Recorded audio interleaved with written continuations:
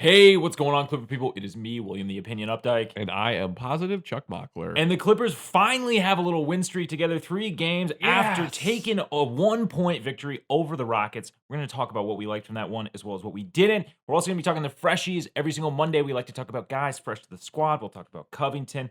We'll talk about our disappointment with the PG update. And also, every single Monday, we bring you Terance Mann's Vorp Watch. We like to take a look at him versus a league average replacement player. And the Luke Kennard Progress Report. Oh, yeah. A lot of good stuff to report there. So all that and more coming up right about now. You are Locked On Clippers, your daily Los Angeles Clippers podcast. Part of the Locked On Podcast Network, your team every day. Yes, so welcome to Locked On Clips. We're coming at you 5 days a week, Monday through Friday. That's right. A couple of best friends, Clipper Credential Media folks. Yeah, just a good time. Yeah, it's a hang. Yeah, also, I think this is the first episode we're putting the audio up on YouTube. Maybe. So, yeah, maybe. I mean, I don't edit, so this is all on Will. We got to let you know today's episode is brought to you by BetOnline. Has you covered this season with more props, odds, and lines than ever before. BetOnline, where the game starts. Will, what did we like from this 1 point, just kind of, it was a bit of a grimy game, 99-98 versus Houston. What did we like from this one? It wasn't pretty, but Ivica Zubac's really shined in this one. This had to be one of his most dominant games as a Clipper. Ever. And this is probably like the one that you got to keep the link to the highlight reel to send every time people are like, we got to trade Zoo. Like, Yes. Zoo's trash. Zoo's trash. Yes. Which we surprisingly hear a lot of still. And like, he's making improvements every single year. He finished this game with 14, 15, and 3. Added a steal and 6 blocks. Career high. One of them over Christian Wood in what was like just an absolutely pivotal The clutchest moment. of clutch time, basically. Yeah. An absolutely pivotal moment of the game. He ended up blocking that, tipped it to Robert Covington. It was initially called a foul. Ty Lue wisely used a challenge. It was overturned and Clippers got possession. It wasn't the thing that solely sealed the game for the Clippers. Oh, it made it a lot easier. But it definitely made it a lot easier. Yeah. I mean, he was plus 16 net rating in a 1-point game. Like, what more can we say about Zoo? Well, I'll tell you what. He played the last 13 minutes of this game, which is incredible. Perfect. That Trez shift, which, hey, maybe if you would have actually had those Trez shifts back when Trez was on the team, things would be different. Anyway. So I do want to say one thing about that. Zoo is he's always been a pretty solid defender. They were talking about it on the broadcast today too. He is so much more mobile than he used to be. Like, he can be in so many more places. He's not graceful, but he is mobile. Yeah, which I do think definitely helps keep him on the floor. Yeah. He said post-game that Ty Lue said he should have had 20 and 15. Should have. Which is great. Ty Lue, just the most competitive dad like at their kids' games. No, it was wonderful to see from Zoo. We needed him on the defensive end. And it's funny because he had a rough game versus the Lakers. He did not play well versus the Lakers. Those are the kind of centers, though, that can kind of give him trouble. Like, when the game gets really physical, like, he does like matching up against those type of centers, but, you know, he's not always going to get the best of those scenarios. He's better against mobile modern centers, which is something I think that, like, needs to click in kind of the anti-Zoo crowd brain, is that, like, he's put on islands against point guards. He does okay.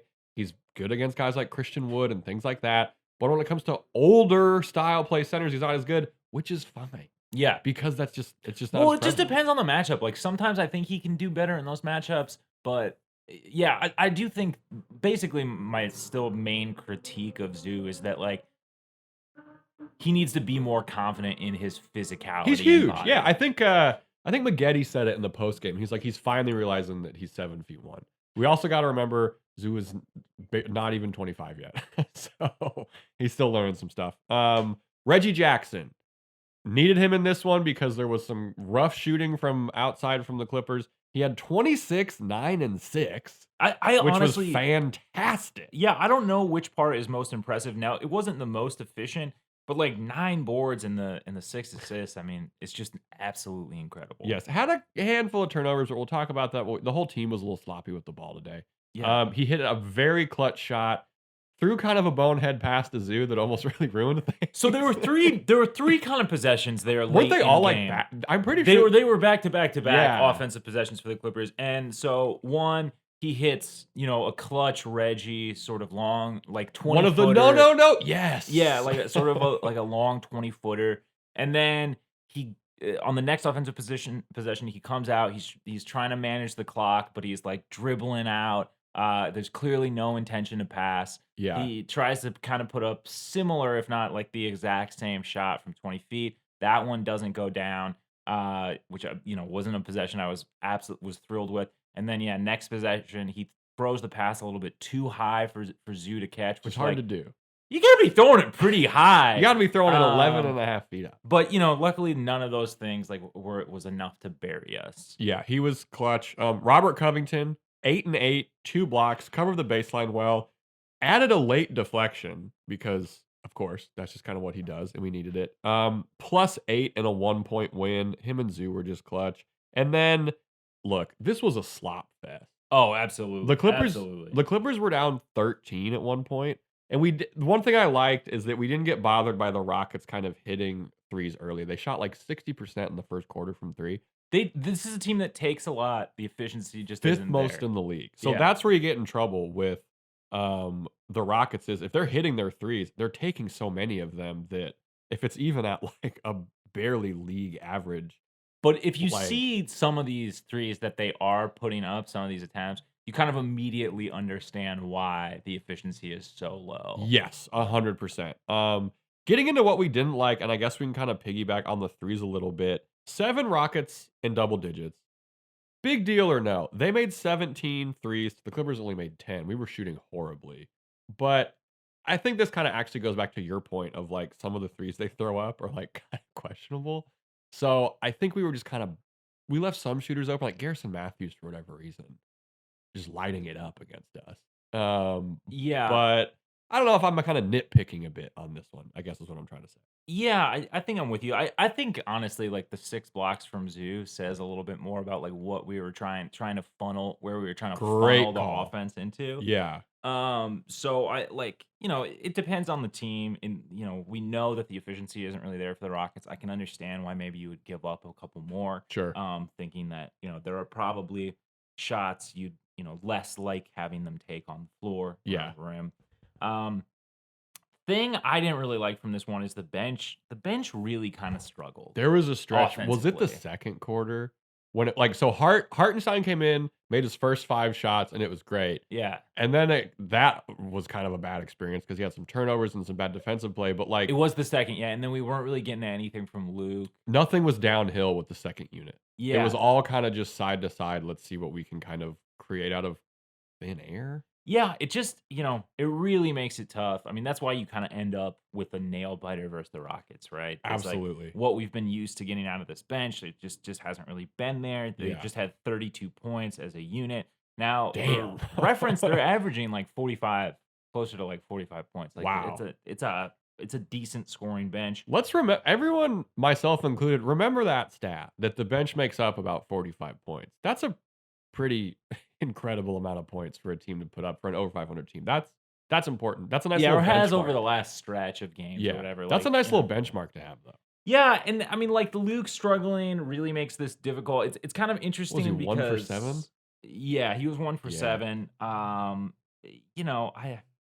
don't know. Some of those were some of the looks were definitely difficult, like with a defender on him. Some of them were things we normally see him just knock down. So just kind of one of those things. And then like you mentioned Hart, and like he was good offensively. Yeah.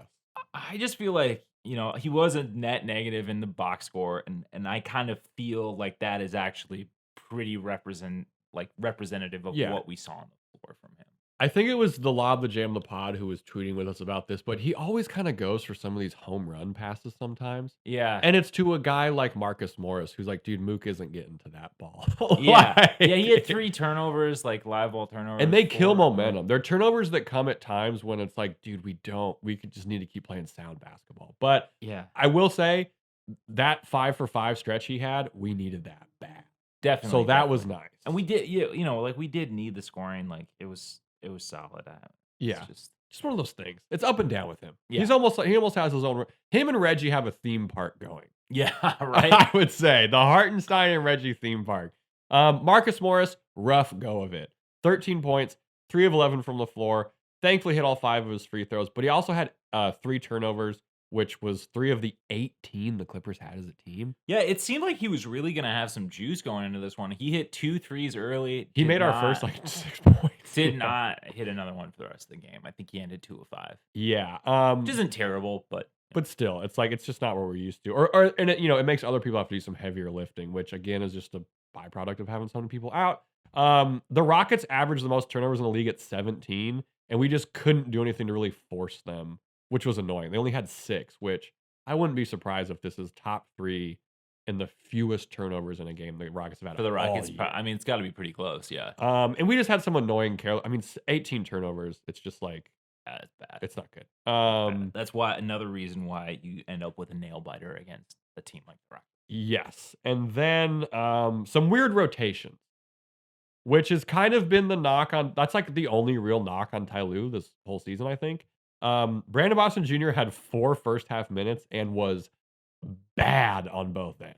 Yeah, He looked lost. Yeah, I think he only attempted 2 field goal attempts. Didn't Yeah. hit any, but Rocco was taken out late, which was a little confusing. He was brought in to close, which was nice, but there was just kind of a weird like. well, you got Zoo on the floor. I don't know. I'm with you. I will say it feels a little nitpicky. In games we win like this, I feel like I'm kind of nitpicking. If we would have lost, I think people would be a lot more upset. yeah, But it's just one of those things. Hey, but either way, we got the dub. got the dub. That's what I'm worried what Jalen Green's going to try and do to Zoo next game because Zoo blocked 2 of his dunk attempts, and we might see some potential revenge. Coming up, we're going to be talking the Freshies, where we just talk new guys on the team. We got some real. This is the funnest version of the Freshies I think we've done in a while. But first, we got to give a shout out to Built Bar. They have so many fantastic flavors: coconut, cherry barcia, raspberry, mint brownie, double chocolate, salted caramel, German chocolate, cookies and cream, strawberry and orange. You know what my favorite is? What? Strawberry. Why? Been pounding. I've had them left over. I was kind of a little skeptical. It's good. It's a nice little mix of some rich chocolate, a little bit of some strawberry. I've been looking for an apartment in LA. I'll tell you what keeps your mood up: having some of those protein bars Oh, 100%. while you're driving 100%. around looking at 2 small apartments that are too expensive. Not only are Built Bar flavors the best tasting, they're also healthy. You got 17 to 18 grams of protein, calories ranging from 130 to 180, 4 to 5 grams sugar, 4 to 5 grams net carbs. Order today, get the grasshopper cookie or raspberry, whatever you want. Go to built.com, use promo code LOCKEDON, and you'll get 15% off your order. One more time, use promo code LOCKEDON for 15% off at built.com. All right, so we're talking the Freshies. This is just every single week we like to talk guys fresh to the squad, kind of sometimes some fresh things. Leading us in, I mean, we just kind of have like a fresh grievance, I guess, a fresh disappointment. What do we want to call it? Okay, first of all, that sound you hear in the background is me balling up all my tinfoil hats into one giant tinfoil ball that I'm going to put in my mouth and chew. No, there was a Paul George update. I'm going to let If you that wanna sit in the call it air for a that, bit. yeah. Yeah, on Friday. Everyone was hyped up. The scuttlebutt was through the roof, which I'm going to be honest, I think was actually done to see potentially who was leaking some Smoke scuttlebutt. screen from the Clippers? I think it was some smoke screen from the Clippers to see if some people maybe were leaking some information. It's happened before in professional sports. The update was Ty Lue says Paul George's MRI reveals he is feeling better and making progress, but that he will need more time. He's feeling better, and that is the most important thing. You can chalk this up in the Hall of Fame of company lines. Yeah, company line saying Which makes absolutely sense. nothing. It's from the Yeah. head coach, sure, whatever, in the pregame. But this was deflating. Yeah, this was super deflating. I thought we were gonna get something a little bit more juicy than this, at least a timeline. This also isn't what MRIs do. Yeah. MRIs the MRI don't- concluded he's feeling better. That's not what MRIs do. Yeah. There's kind of a working theory that he had some PRP injections and they were trying to see if those were working well at the elbow. Which I think I maybe subscribe to that. But so it was deflating. We can all agree on that. Yeah. Is it a cause for worry? I mean, not any more so Thankfully, than we before. beat the Lakers. So that I think made everyone feel a bit better. Well, like about not Friday any night. more so than before, right? Like I think that Yeah. over the last week we definitely had a lot of optimism about Paul George's return in March, possibly. You look at that damn bobblehead schedule. But like leading up into like some of the scuttlebutt surrounding the MRI and everything, I think that I think that we were of the opinion that we would be without Paul George for a significant chunk of time. I mean, it's already will be like 3 months by the time you're listening to this. Sure, yeah. But yeah, I mean, it sucks, but I don't think that it really changes the outlook any more negatively than it would have Yeah. before, right? Like, I No think setbacks, Paul George nothing coming like that. yeah, Paul George coming back, like, changed the outcome of this team, obviously very positively, but I don't think, like, this absence is necessarily any more of a blow to the Clippers than it had been previously. Exactly. Yeah, just a little kinda it was just like it felt like the hype was up, and it's another instance in a long line of instances with the Clippers medical staff where you're like, "Guys, we did this MRI and there's, like, just no progress, like, we're just waiting," like Yeah, and somebody talked to Terance Mann in his post-game interview about sort of how he thought they would, like, reintegrate Norman Powell and Kawhi, and, like, kind of from his response, you kinda glean that that wasn't really a consideration anytime in the near future. Yeah, exactly. So, fresh frustration, I would Yeah, say. And then, all definitely. right, what's this other this is a fun one we got right here. Thanks to Uh, Miriam Swanson. yes, so there's a great report from Miriam Swanson on the OC Register. Basically, Robert Covington, a bit of a Doctor Doolittle. Dude, I'll tell you what, he's Dr. Doolittle off the court. He's Dr. Do a lot on the court. True, Look, I'm gonna be truly. honest, Brian Seaman, if you're listening, you can use that one. You That one was pretty good, if I'm being honest.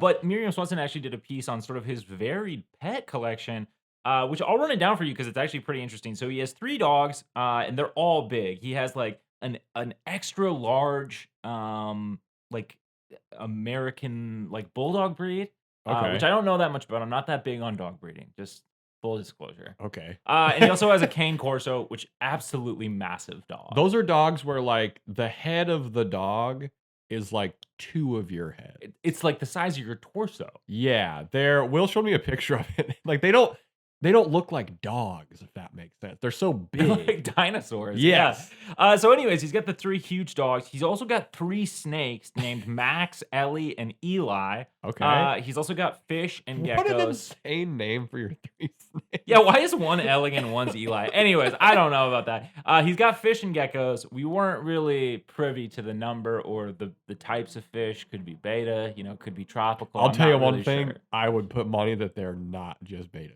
fish. What do you mean just? Beta is a great fish. Yeah, he's a millionaire, though. Yeah, fair He's enough. probably got uber beta. Fair enough. Fair enough.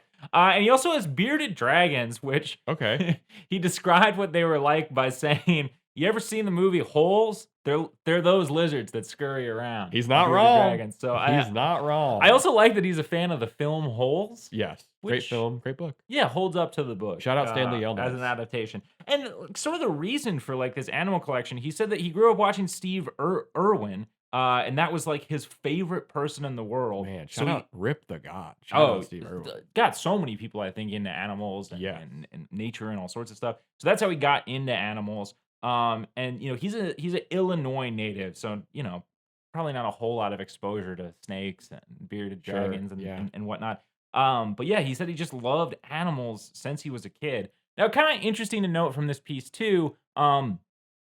None of these animals have made the move with him to LA yet. That checks out. He's actually got a caretaker taking care of them at his house in Portland, which I didn't realize, but that he was saying that that's actually the first house that he's purchased. So he's Damn. not currently like in a rush to hire No, movers and yeah. get out of there and everything. Thank God he already brings- purchased it, unlike Norm Powell, who was moving into his place. Which brings me to maybe the takeaway, what the takeaway should be from this Freshies bit, which is Ooh. let's get this man a contract. Let's get this man Hey. comfortable. Let's get him moved in. Steve Ballmer, send the moving trucks over. Get a special moving truck for the pets. Get him the Gingham Group moving truck. Let's come on. Let's Come draft on. that contract. Like out. let's get Robert Covington ready to get settled in. Yeah, what are we talking? 2 for 19? 100. No, I'm just kidding. 2 for 19. Team option on the end. Yeah, two for 19 sounds really good to me. Not crazy. We got some fresh small ball we saw on Friday. We went small to close out the game with the team across the hall, which worked great. I think it was Brian Shaw who told Ty Lue, like, we need to go small. Yeah, that's what I had seen that note as well. And Ty Lue, shockingly, did something that a head coach should probably do. Listen to your assistant coaches. Rocco is a lifeline for this. Him and Batum together is just amazing to think about in the small ball lineup. But Will, I like this one you got on Amir Coffey right now, who's not really a freshie. Well, he is to being a rostered He needs to be on this team so bad. He is to be in. We'll touch he's on a that freshie after to be this. in a rostered Clipper. Sure, Look, yes. he's been putting together some really solid play. I feel like we maybe haven't been talking enough about it. Great After hustle sort of- play in the Rockets game too. After sort of gushing about him, for quite a while, I feel like we've been a little quiet on this front. But so last game leading into the All-Star break when we played the Rockets, he finished with 13, 2, and 4. Since the break, he had 14, 1, and 2 assists versus the Lakers, and 9, 3, and 3 in this game versus the Rockets, with sort of a game-sealing free throw to boot. He did go 1 of 2 on those free throws, but like that was essentially kind of what sealed the game. And just he's one of those guys, like, I can list these box scores for you, but he can facilitate on that second unit. Like, it's nice to have another ball He's a handler. stat stuffer. He brings hustle. He's a solid defender. He's just, we talked about the success of this bench offensively, and he is as big of a piece of that, honestly, Sure. as anyone else. Even when He's helped not, keep the Clippers afloat. He was shooting like 50, 40, 90 for like 3 weeks at one point. Yeah. So that just brings me to like, can we just cut Ogilvy? Can we just cut Ogilvy? You're finally on my side on this. Can we just cut Ogilvy and give Or Rodney Hood. Like, are we really gonna wait until the end of the season? I just don't see the point. Like, I feel like it's good for morale to let a player know that you see what they're doing and you appreciate it. And you know what his max for the like he's not going to get some contract that's like absurd. Like Yeah. we're getting DNPs from Ogilvy and Hood against the Lakers, against the Rockets. Ty Lue talked about how like professional they've been, which is great, and they're going to earn some time because they've been so professional. And I'm like, how about you earn some time because of your play? Instead of just like Well, being down. how can they prove it with their play if they're not getting time? Oh no. But no, I put in here, I said, checking in on Rodney Hood and Semi Ojeleye, nothing. They both got DNPs versus the Rockets and Lakers. Like, this is why I was so mad that they don't need to be on this team. They're not even playing. Brandon Boston Jr. is getting minutes before they're getting minutes. Totally. Like, Which makes sense developmentally. Like, neither of these guys are really part of the Clippers' long-term plans. But the thing for me with Coffee is just like, do you see any world in which we don't add him to the roster to make him eligible for playoff play? Like, is that something I need to be worried about now? I don't think we have to be worried yet.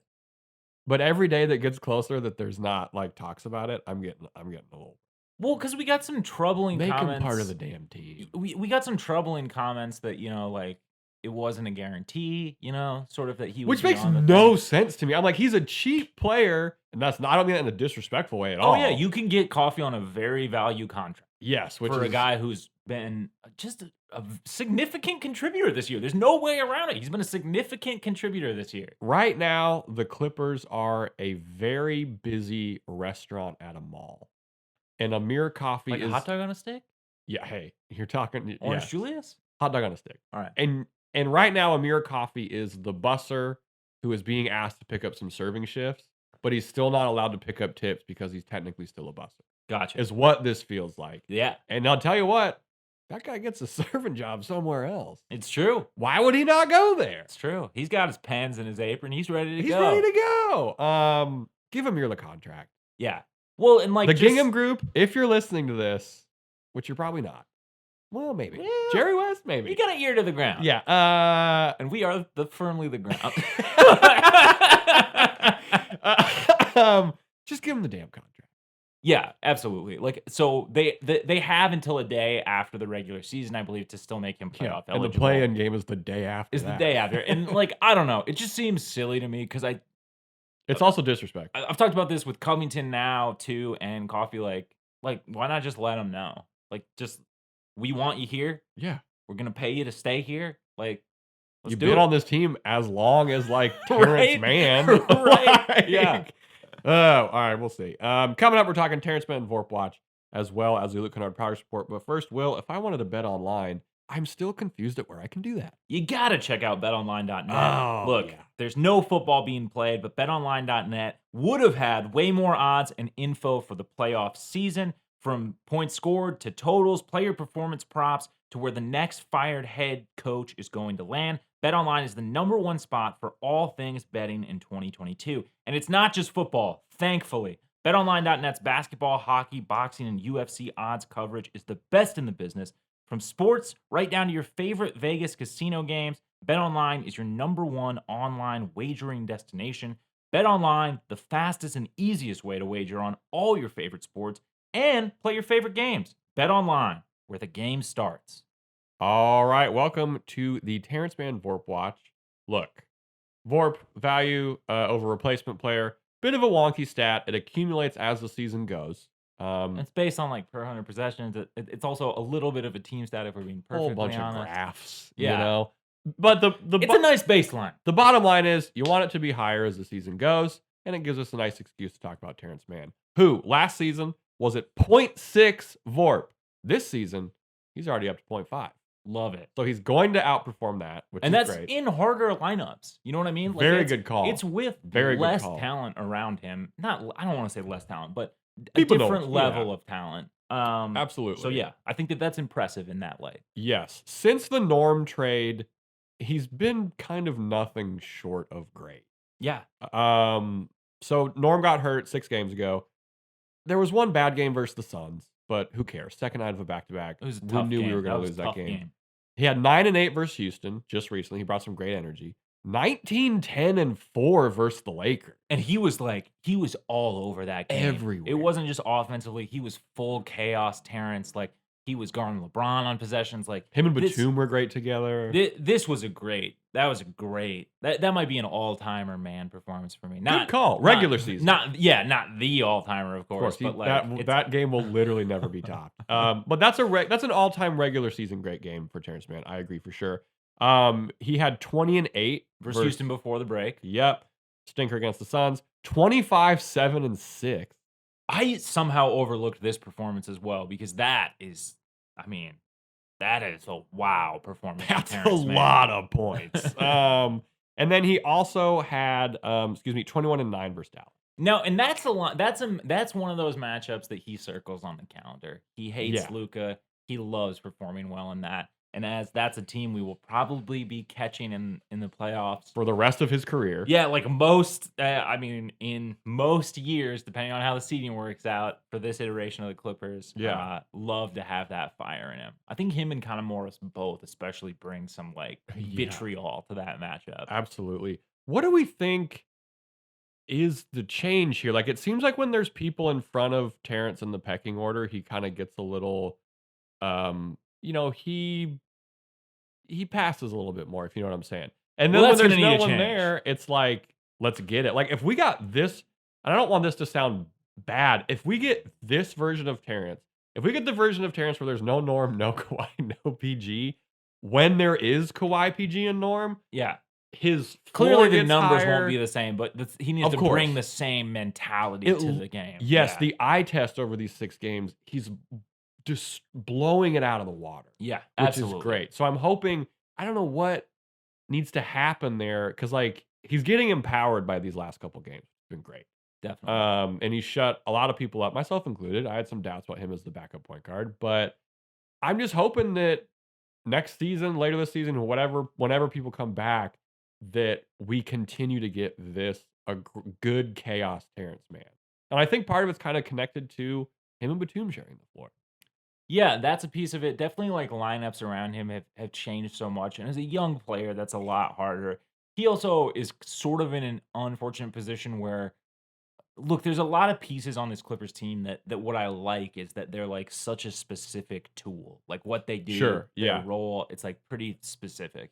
And Terance is kind of asked to do some different things. Yeah. And I think that's another one of those things like for a younger player that it makes sense that you get in your head a little bit more. That it's a little bit harder to be successful when you're being asked to do kind of a multitude of things. Yeah, that's a good call. Shout out Terance Mann, though. He's been so good. Man, Yeah. we loved him. All right, Luke Kennard Progress Report. Do this every Monday. It's a good time. Shout out to everyone in Ohio listening to this. Shout out Franklin, Ohio. Never been. Would love to go. I'm sure they have. You know what? Franklin, Ohio seems like the kind of place where they have like a bar, like a really big burger. Oh yeah. You know what I mean? Like a Mo Club burger in Missoula. If you're familiar. Like a man versus food kind of thing. Oh yeah. I wouldn't be surprised if the last episode of Man versus Food was filmed in Franklin, Ohio. So Luke went into the All-Star break on a great note. 25 versus the Rockets. He was huge against the Lakers. He had 18, 6, and 2. Will, what did he shoot from 3? From 3? I believe he was 5 of 8. In that one. Love it. There's this great picture of Luke taking an open corner 3, and LeBron is on the court, and he's kind of just like grimacing. At Luke taking the 3. But I think we want to talk about, so we struggled versus the Rockets. Yeah. 1 of 7 from 3. Like we said, some were contested. Some were just shots he normally hits. It's nice to see the attempts are still at 7, Yeah. which I like. Silas mentioned pregame they needed to kind of keep track of him due to the last time that he played the Rockets, which makes sense.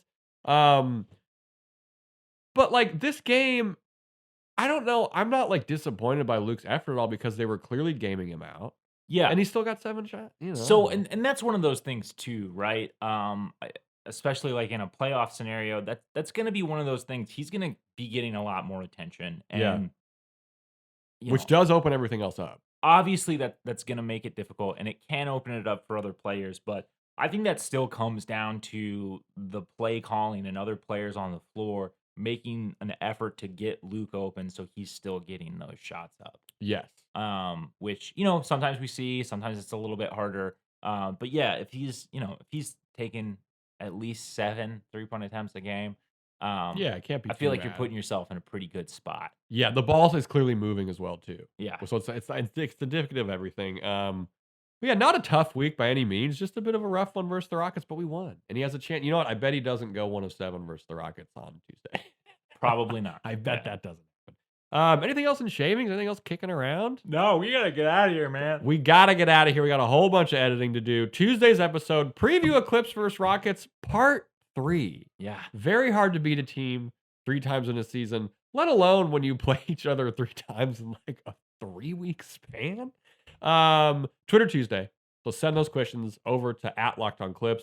Whatever else happens between now and then in Clipperland, if someone had a family member asking them, how can I relate to you more? Where can I hear about the Clippers so much? Where would you tell them they could find our podcast? So you can check us out on Apple Podcasts or the podcast app on your mobile device. We're also on Spotify. We're on Stitcher. We're on Deezer. We're on Amazon Music. We mentioned up top, but we do convention Monday through Friday, 7 a.m. Pacific. We'd love to have your listen. Clippers, might not have gotten the Paul George news that they wanted, but there's still some exciting things to follow for this team. They're absolutely, we're over 500. Let's do it. Let's do it. I have been Positive Chuck Mockler. And I am William the Opinion Updike. And as always, we appreciate you.